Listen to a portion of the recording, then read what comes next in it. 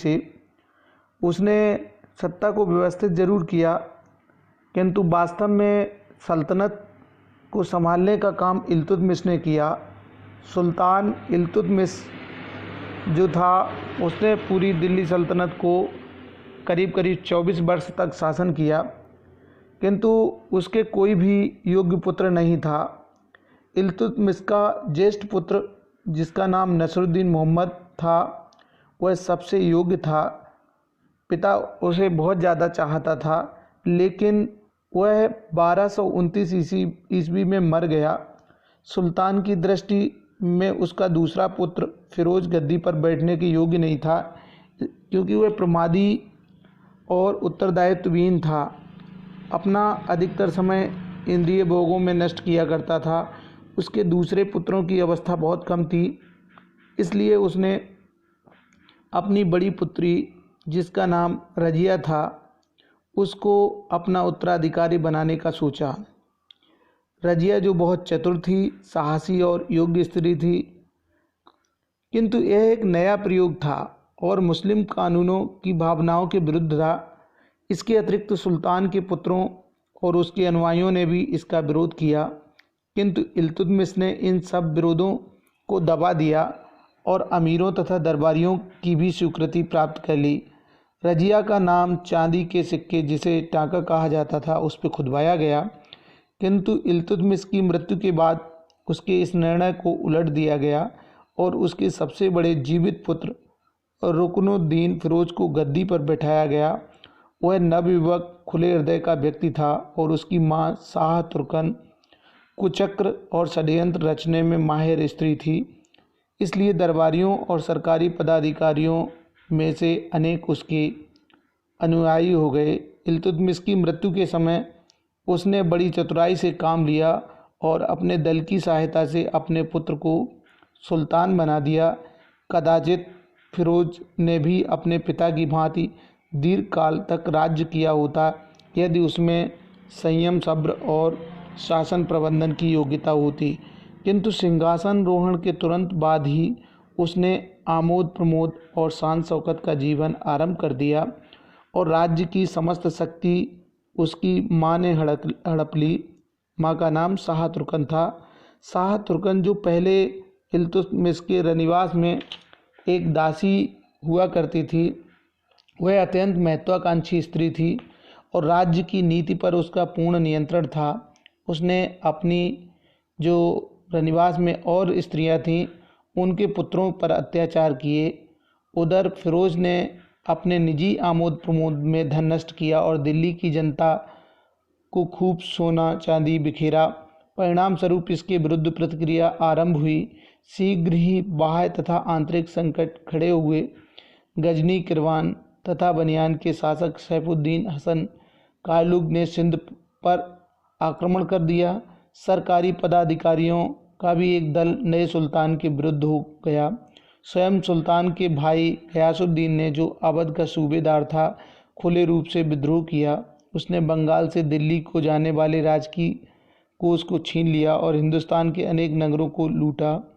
मुल्तान, लाहौर, झांसी तथा बदायूं के शासकों ने भी फिरोज के विरुद्ध परस्पर एक समझौता कर लिया, एक संघ बना लिया और उसे गद्दी से उतारने के लिए दिल्ली की ओर चल पड़ा। विद्रोहियों का सामना करने के लिए फिरोज को भी राजधानी छोड़कर आगे बढ़ना पड़ा।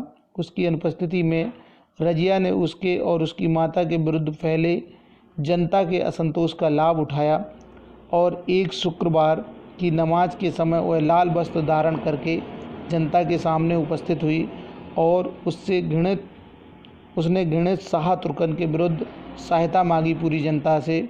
उसने लोगों को यह भी याद दिलाया कि इल्तुतमिश ने उसे अपनी उत्तराधिकारी चुना था।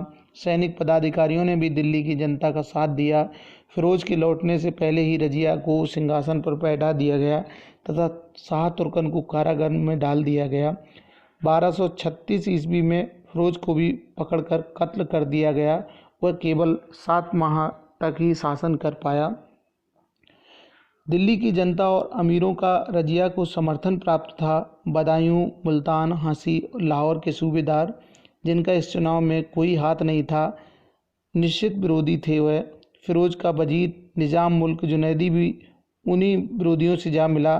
षड्यंत्रकारियों ने रजिया की राजधानी को घेर लिया। यद्यपि इस गुट को पराजित करना रजिया के बस की बात नहीं थी, किंतु उसने बड़ी कुशलता से कूटनीतिक चाल चली और षड्यंत्रकारियों में फूट डाल दी।